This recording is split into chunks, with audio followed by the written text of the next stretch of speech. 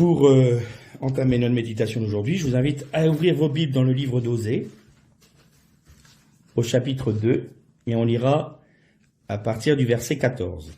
Osée, chapitre 2, verset 14. Je dévasterai ses vignes et ses figuiers, donc c'est l'Éternel qui parle d'Israël. Gage d'amour, disait-elle, que m'ont donné mes adorateurs, et je ferai un bois que ravagera la bête sauvage. Je lui ferai expier ces jours où elle encensait les Baals, où parée de ses joyaux et de ses atours elle courait après ses amants, et moi elle m'oubliait, dit l'Éternel. C'est pourquoi je veux la séduire en la conduisant dans le désert, et là je parlerai à son cœur. Là je lui rendrai ses vignobles, et la vallée du malheur deviendra comme la porte de l'espérance. Elle y entonnera des chants comme au jour de sa jeunesse, comme au temps où elle sortit du pays d'Égypte. À cette époque, dit l'Éternel, tu m'appelleras mon époux, et tu ne m'appelleras plus mon Baal. Je proscrirai de sa bouche ces dénominations de Baal. Leur nom sera voué à l'oubli. On arrêtera là notre lecture. La semaine dernière, on a médité sur le fait où sur l'événement où Jésus fut conduit par l'Éternel, par l'Esprit, au désert. On a vu ensemble qu'il a été parti à la rencontre de l'ennemi, du serpent ancien, du Satan, et donc il est venu occuper une place qui était dévolue au Satan. Dans le texte que nous venons de lire, l'Éternel rappelle. Alors on peut prendre évidemment le peuple d'Israël, mais ça peut être aussi chaque âme, chaque être humain peut être concerné par cela. La dernière fois on disait que le bon berger appelait sa brebis du haut de la colline, et que la brebis qui reconnaissait la voix de son berger était attirée par la voix, et qu'il la ramenait dans le bercail, dans le troupeau, pour qu'elle soit mise à l'abri. Ça c'est le salut. Et dans ce texte d'Osée, l'Éternel rappelle à Israël, comme du temps où je t'ai délivré de l'Égypte.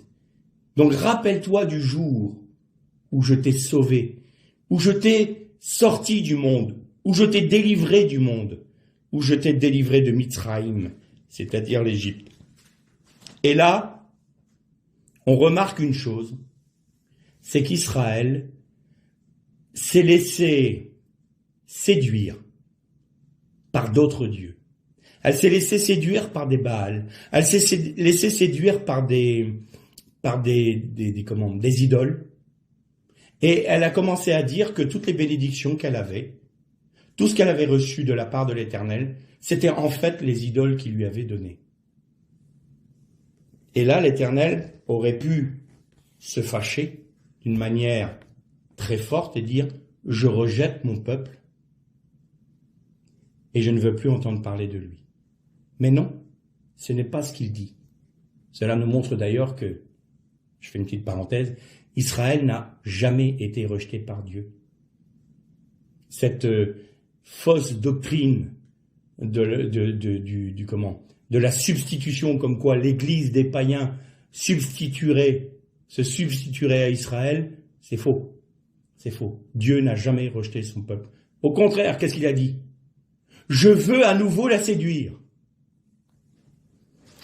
Et donc, que fait-il pour la séduire ?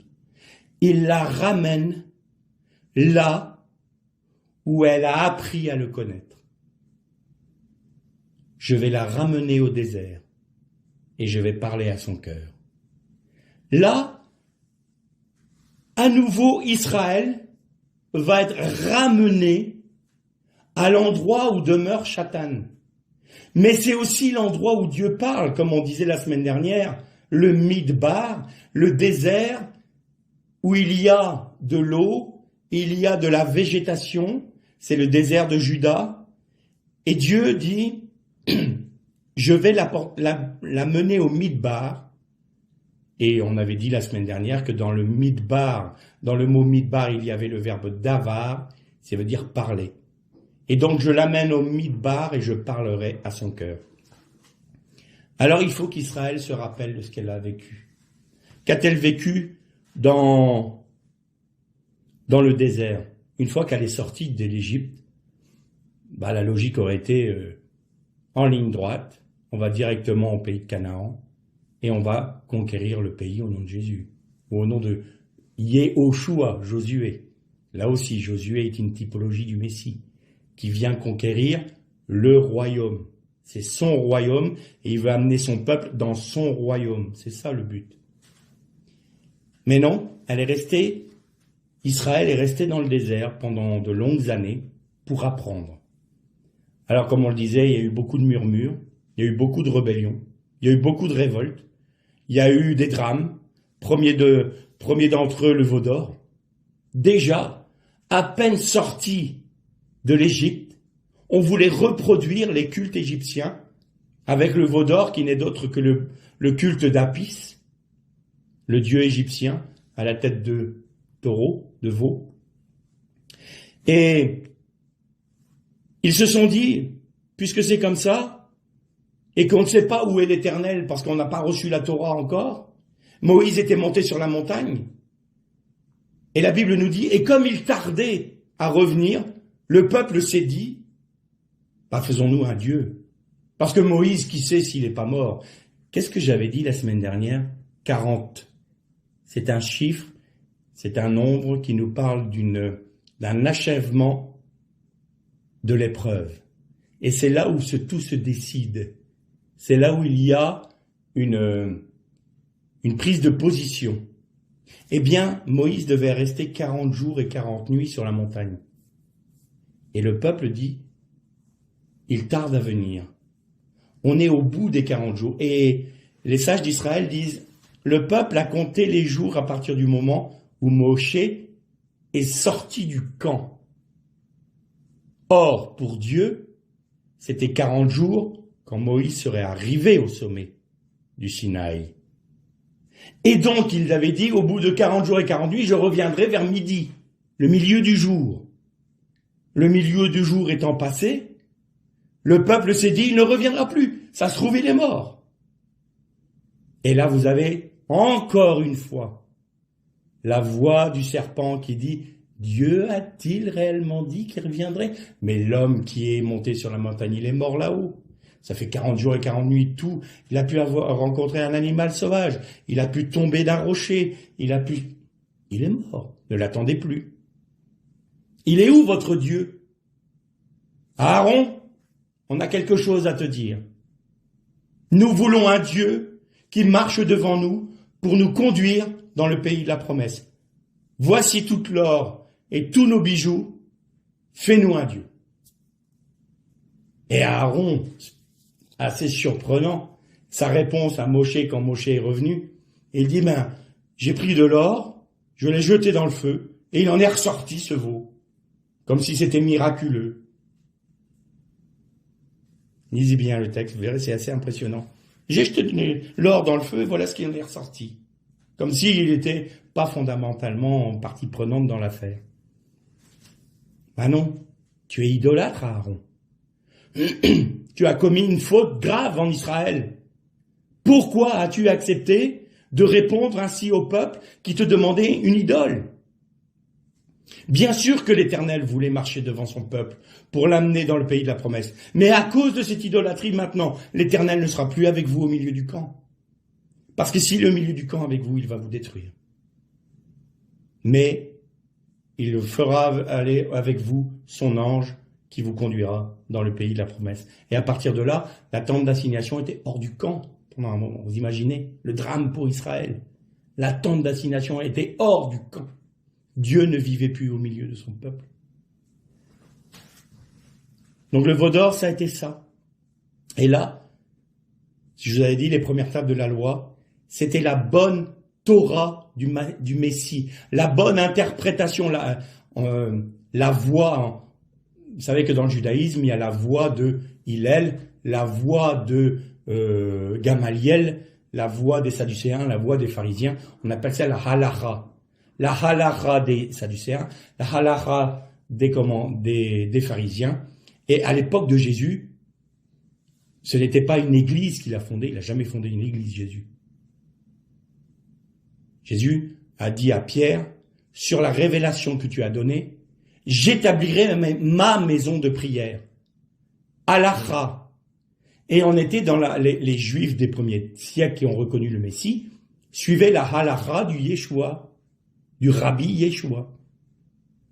Donc il n'y a pas eu de christianisme qui a été inventé à ce moment-là. Le terme chrétien est venu de romains et de grecs pour se moquer de ceux qui suivaient la halakha de Yeshua, les ont appelés chrétiens pour dire qu'ils étaient des petits Christ parce qu'ils suivaient le Christ. D'ailleurs, chrétien vient de Christos, et Christos est un mot grec. Alors que en hébreu, le Messie se dit Mashiach. Et donc, ils suivaient la halakha du Messie. Et c'était les 2 premières tables de la loi. C'était la bonne interprétation. C'était comme ça qu'il fallait agir et se comporter, de manière à ce que l'ensemble du peuple soit un peuple de sacrificateurs. Mais voilà, le veau d'or est arrivé. L'idolâtrie est rentrée dans le peuple. Alors ces tables de la loi ont été brisées par Moshe. Et ils ont reçu une autre loi. La même sur les tables, bien sûr. Les 10 paroles étaient exactement les mêmes. Mais la différence, c'était l'interprétation. Parce que dans l'interprétation, était intégré le fait du péché du peuple. Et donc cette interprétation, cette Torah veut dire enseignement, veut dire interprétation. La Torah, la première Torah, n'avait plus lieu d'être parce que le peuple, en ayant péché, ont reçu une Torah selon laquelle, s'ils n'y obéissaient pas, elle devenait pour elle une condamnation. Et donc elle était pour eux un guide, un chemin qu'ils devaient suivre pour les amener à la révélation du Messie, pour recevoir la loi du Mashiach, la bonne interprétation de la loi de la Torah par le Messie. D'ailleurs, il n'est pas surprenant que la Torah ait été donnée dans un pays étranger. Vous avez remarqué, le Sinaï n'était pas en Israël. Dieu savait ce qui allait se produire. Et la Torah qui aurait dû être donnée au peuple à ce moment-là, c'est pas là qu'elle a été donnée. La bonne halakha de la Torah a été donnée sur ce qu'on a communément l'habitude d'appeler la montagne des béatitudes, où Jésus nous est rapporté de 5 discours de Jésus, où il expliquait aux foules, vous avez entendu dire ceci, cela, mais moi je vous dis. C'est-à-dire que je vous donne la bonne halakha de la Torah. Recevez cette Torah du Mashiach sur la montagne. Il ne nous a pas dit laquelle, mais elle était en Israël, celle-là. Dans le milieu de son peuple, le Messie est venu pour donner les premières tables de la loi et leur bonne interprétation à son peuple. Et comme son peuple ne l'a pas reçu, cette bonne interprétation et cette table de la loi première ont été données aux nations, qui l'ont reçue avec joie. D'ailleurs, c'est Jésus qui dit, dans une de ses paraboles, vous étiez les fils de la promesse, vous deviez recevoir l'héritage, mais comme vous l'avez dédaigné, alors je l'ai donné à des étrangers, et les étrangers l'ont reçu avec joie. C'est ce que disait Jésus. Pourquoi ? Parce que dans la sagesse de Dieu, il fallait que les nations soient associées à son peuple d'Israël pour qu'ils puissent bénéficier des mêmes promesses et des mêmes grâces de Dieu. Alors il a fallu que pour un temps, ce faux pas d'Israël, qui était le veau d'or, a eu pour conséquence pour eux d'avoir un voile sur les yeux. D'ailleurs, veau d'or, c'est Egel Masera. Egel Masera, c'est le veau masqué, le veau voilé. Eh bien, le veau d'or leur a voilé le Messie. Et parce que leur faux pas a eu lieu, ça nous a donné la grâce à nous, les nations, d'être amenés en Jésus-Christ au bénéfice des mêmes promesses. C'est ça qui s'est passé. Donc il y a eu le veau d'or. Il y a eu les eaux de Mara, on en a parlé la semaine dernière, où, là encore, la notion de la croix qui vient rendre potable des eaux amères. Il y avait la manne. Oh, on en a assez de la manne, on mange ça tous les jours. La parole de Dieu, c'est bien, mais tous les jours, c'est rébarbatif. On n'a plus de viande, Dieu leur donne des cailles. Il y a eu la révolte de Korah, il y a eu la révolte de Myriam et d'Aaron contre Moshe. Il y a eu toutes ces choses qui se sont produites dans le désert. Mais qu'est-ce que voulait leur enseigner l'Éternel? Le Seigneur voulait leur montrer qu'en suivant sa Torah et en respectant ses commandements, l'Éternel prenait soin de son peuple dans tous les domaines de sa vie.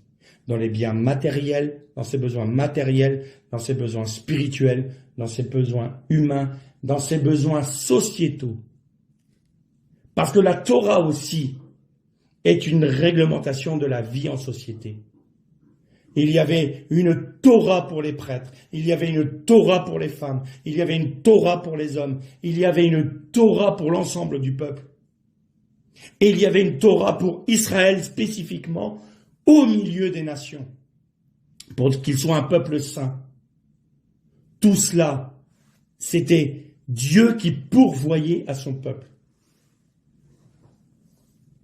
À un moment, il y a eu une telle rébellion que Dieu a dit, vous allez regoûter au venin du serpent. Et ça a été les fameux serpents brûlants qui sont venus pour mordre le peuple. Et c'est là que Moshe a élevé un serpent d'airain sur une perche d'airain.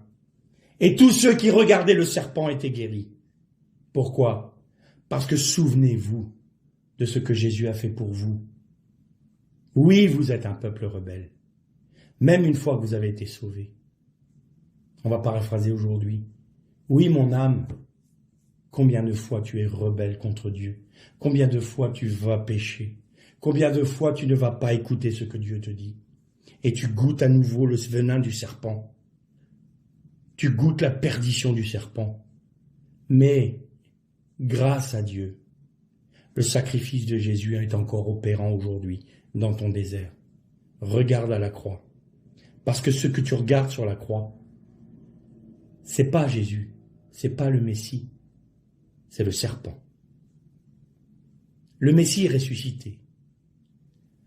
Quand vous voyez le serpent sur la croix, vous voyez la prophétie. Un jour, le serpent sera jeté dans les temps de feu. Ce sera fini pour lui. Mais le Messie régnera.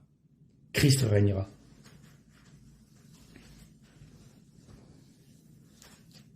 Ils sont arrivés aux portes du pays de la promesse. Et là, Josué envoie des espions. Et sur les 10 espions envoyés, 8 reviennent en dénigrant le pays. En disant, la promesse que Dieu nous a faite, on n'y croit pas vraiment, nous. Vous savez pourquoi? Ah, il y a des choses vraies. Il est découlant de lait et de miel. Il y a des grappes de raisin où il fallait 2 personnes pour pouvoir les porter. C'est un pays riche, un pays verdoyant, magnifique. Mais dedans, il y a des fils d'Anak. Il y a des fils des géants, des Néphilim. Comment voulez-vous? On paraissait à leurs yeux comme des sauterelles. Et l'Éternel qui est là, il dit, mais enfin, je vous ai démontré dans toute votre péripétie du désert que j'étais avec vous, que à chaque fois que vous vous teniez dans ma présence, je vous délivrais. Rappelez-vous d'Amalek.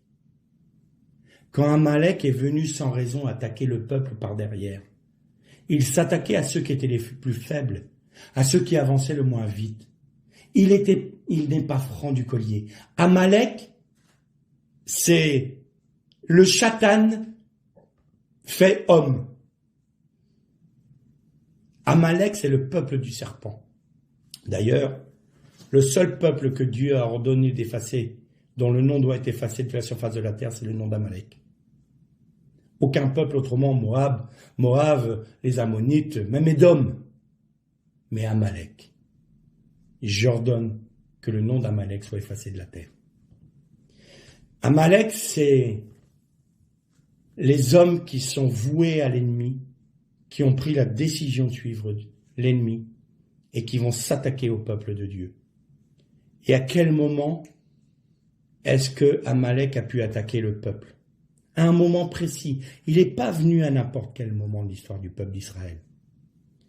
C'est un moment où le peuple a dit « Nous n'avons pas d'eau », comme par hasard, encore une fois. Dieu n'est pas capable de nous conduire jusqu'au pays de la promesse et il va nous faire mourir dans le désert. Ils ont douté de Dieu. Ils ont douté de Dieu. Amalek a pour poids numérique 240. Safek, en hébreu, c'est le doute. Poids numérique 240. Au moment où le peuple a douté, Amalek a pu attaquer. Le moment où on doute, Satan peut nous attaquer. Dieu a-t-il réellement dit? Et c'est à ce moment-là qu'il vient nous attaquer. Et voilà ce qu'a vécu le peuple d'Israël dans le désert. Apprendre à compter que sur la grâce de Dieu. Parce qu'ils étaient déjà dépouillés, eux. Ils sont sortis d'Égypte et ils n'avaient pas d'eau, ils n'avaient pas de nourriture. Il fallait que Dieu pourvoie. Et ils s'étaient habitués. Ah oui, il y a eu des péripéties, on vient de le dire. Il y a eu des heures, on vient de le voir ensemble. Mais malgré tout, ils savaient que Dieu respectait sa parole. Dans notre vie chrétienne, parfois, on oublie d'où on est sorti quand le Seigneur est venu nous chercher pour nous sauver. Et on a reçu les bénédictions et les grâces du Seigneur, la joie du salut, la joie de l'espérance. Et puis tout d'un coup, on se dit, après tout, c'est moi qui ai accompli tout ça. Je suis bien installé. Et on commence à oublier qu'on dépend de Dieu. On commence à oublier que la croix doit faire son œuvre dans notre vie. On commence à oublier que nous dépendons en toute chose de Dieu.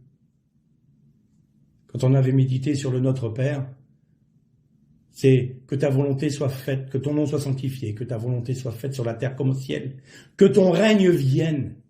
Donne-moi notre pain de ce jour, donc les biens matériels.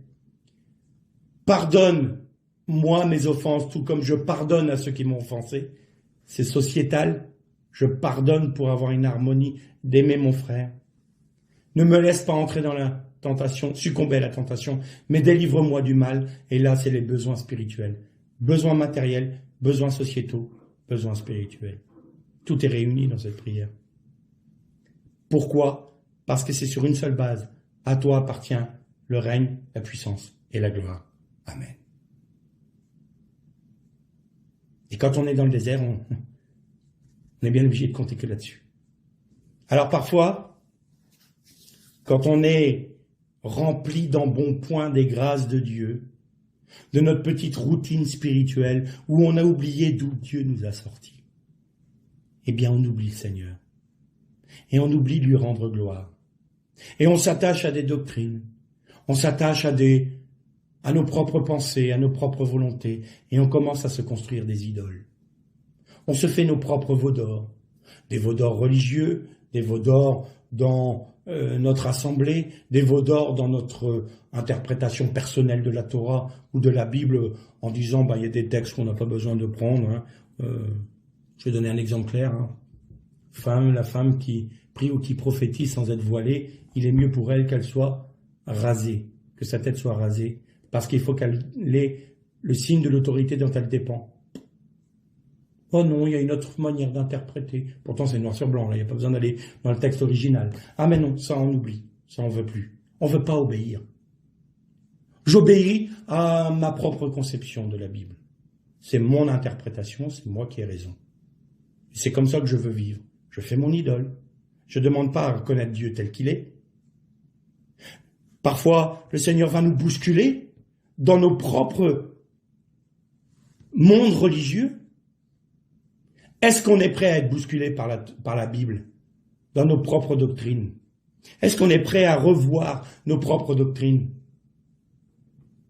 Ah ben non, on a toujours fait comme ça, donc c'est comme ça qu'il faut faire. Bon. Seigneur, que dois-je faire? Que devons-nous faire? Seigneur, on veut faire ta volonté. C'est ça que Dieu attend. Pas que l'on fasse un veau d'or. Et donc on oublie. Et que fait Dieu? Il nous conduit au désert. Alors il va permettre l'épreuve.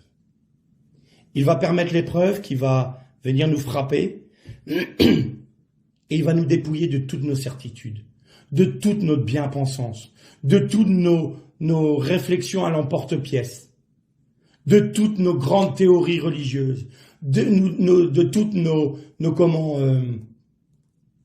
certitudes dans ce que nous avons établi comme étant quelque chose de réel, mais qui était hors du Christ. On va reprendre la loi plutôt que d'obéir à Dieu. Moi, je suis toujours ébahi de voir que certains sont tellement attachés à des petites choses matérielles. On parlait tout à l'heure d'une longueur de cheveux, ou alors de ceci, ou alors d'un Shabbat comme ceci, vous devez le faire comme ça. Et à cause de ça, on est capable de juger nos frères, de condamner nos frères, alors que Dieu nous dit, si tu n'aimes pas ton frère, ton prochain, n'aime pas ton frère, ton ennemi, ton prochain, celui qui ne pense pas comme toi, celui qui n'a pas la même interprétation que toi, tu es prêt à le vouer aux gémonies? Si tu dis aimer Dieu et que tu as de la haine pour ton frère, tu es un menteur. Parce que si tu aimes Dieu, tu aimes ton prochain. Si tu n'aimes pas ton prochain, tu n'aimes pas Dieu. C'est la contre-conséquence de cette déclaration. Alors parfois on s'attache aux choses matérielles et on oublie que la personne qui nous parle en face a un cœur, sa sensibilité, son parcours aussi, qu'il n'est peut-être pas arrivé au point où vous en êtes vous, mais vous devez toujours le respecter et l'aimer. À partir du moment où vous voulez taper sur lui ou sur elle pour lui imposer votre vision, vous n'agissez pas dans l'amour. Et donc vous n'aimez pas Dieu.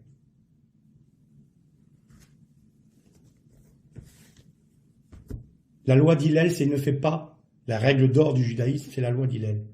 Ne fais pas aux autres ce que vous ne voudrez pas qu'on te fasse. Et Jésus l'a repris au positif. Faites du bien à votre prochain, comme faites la même chose à votre prochain que ce que vous aimeriez qu'on vous fasse. Il l'a remis au positif. Non seulement vous ne faites pas du mal à votre prochain comme vous n'aimeriez pas qu'on vous fasse, mais plus que ça, faites-lui du bien, comme si c'était pour vous, comme si c'est ce que vous aimeriez qu'on vous fasse. Faites-le pour lui, même pour votre ennemi. Eh bien ça ne peut pas se faire si la croix n'agit pas dans un cœur. Parce que si la croix n'agit pas dans un cœur, on a envie de tuer l'autre. Parce qu'il ne pense pas comme nous, parce qu'il n'est pas de notre obédience, parce que ceci, parce que cela. Alors il mérite de mourir. Qui débarrasse le plancher. Comme ça, on s'entend mieux quand on est tous d'accord sur le même sujet. C'est certain. C'est certain. Mais c'est pas en faisant le vide autour de nous qu'on est dans l'amour du prochain et dans l'obéissance à la parole de Dieu. Parce que, en finalité, c'était quoi? Aimez-vous les uns les autres. Toutes choses passeront, seul demeure l'amour. Parce que Dieu est amour. Si nous ne sommes pas animés de l'amour, nous ne sommes pas de Dieu, point final. C'est tout. C'est clair, c'est net, c'est précis. Après, on peut se donner toutes les raisons qu'on veut, toutes les bonnes excuses qu'on veut. La réalité, elle est là. Donc, il nous ramène dans le désert. Pourquoi? Parce qu'il nous aime, justement. Ouais, mais Seigneur, tu vas nous faire mal. Oui, je vais te faire mal, peut-être sur le moment, je vais te corriger. Mais c'est parce que je t'aime. Un vrai père, une vraie mère corrige son enfant pour ne pas le laisser avoir des problèmes plus tard. Il le corrige en lui faisant peut-être souffrir physiquement, une bonne fessée. Ah oui, c'est plus à l'ordre du jour aujourd'hui. C'est vrai. Mais bon, on voit le résultat dans notre société aujourd'hui. Maintenant, c'est plus les parents qui tapent sur les enfants, c'est l'inverse. C'est les enfants qui tapent sur les parents. Magnifique inversement de valeur dans nos sociétés occidentales. Bref, c'est un autre sujet. Et donc, il nous corrige. Il nous corrige pour qu'on soit dépouillé de nous-mêmes, de nos certitudes, disais-je tout à l'heure, de manière à ce qu'on s'appuie que sur lui. Et alors, quand l'œuvre a accompli toute l'œuvre de la croix a accompli toute son œuvre en nous, que nous sommes passés par le désert et quand nous en avons besoin, nous repassons dans le désert, il y a une raison. Ah, on va la lire ensemble. La raison, elle est là. Dans l'épître de Paul aux Galates, chapitre 5,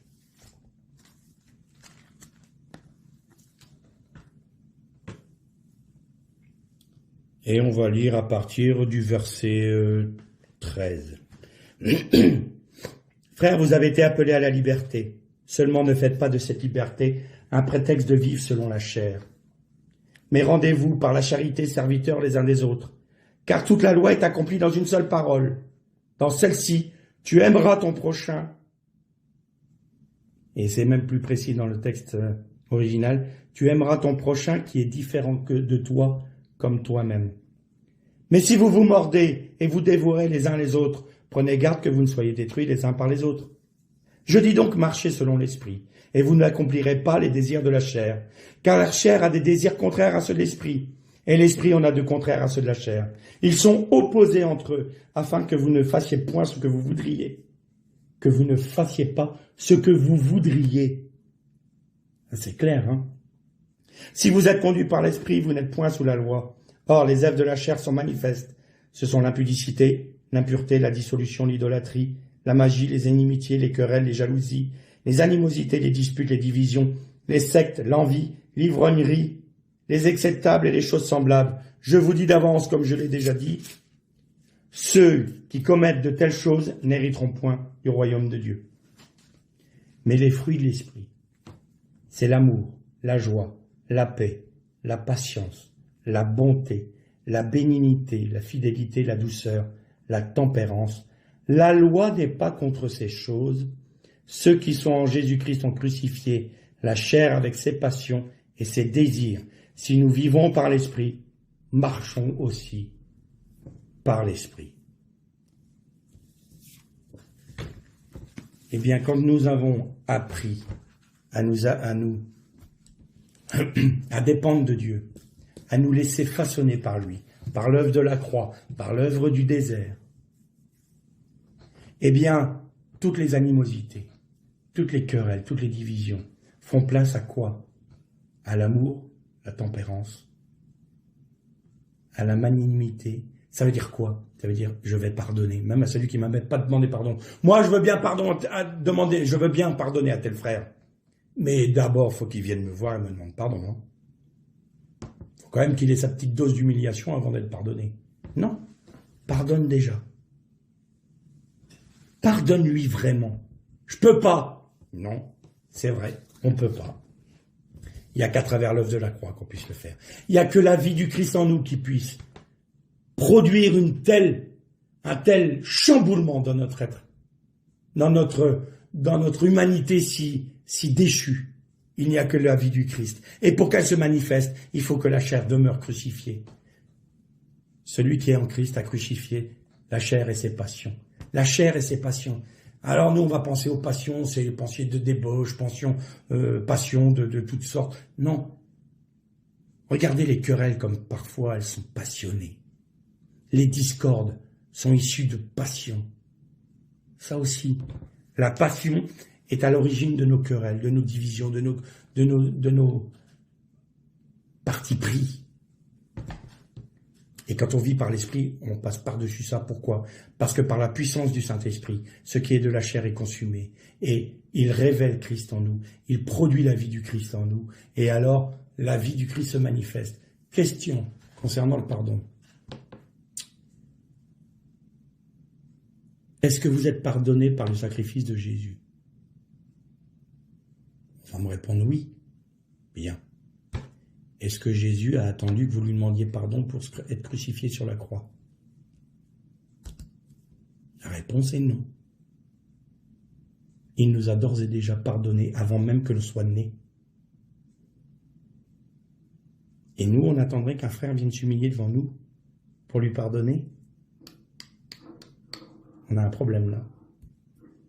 Mieux que ça, pendant que les Romains étaient en train de le clouer sur la croix, Jésus disait, Père, pardonne-leur, ils ne savent pas ce qu'ils font.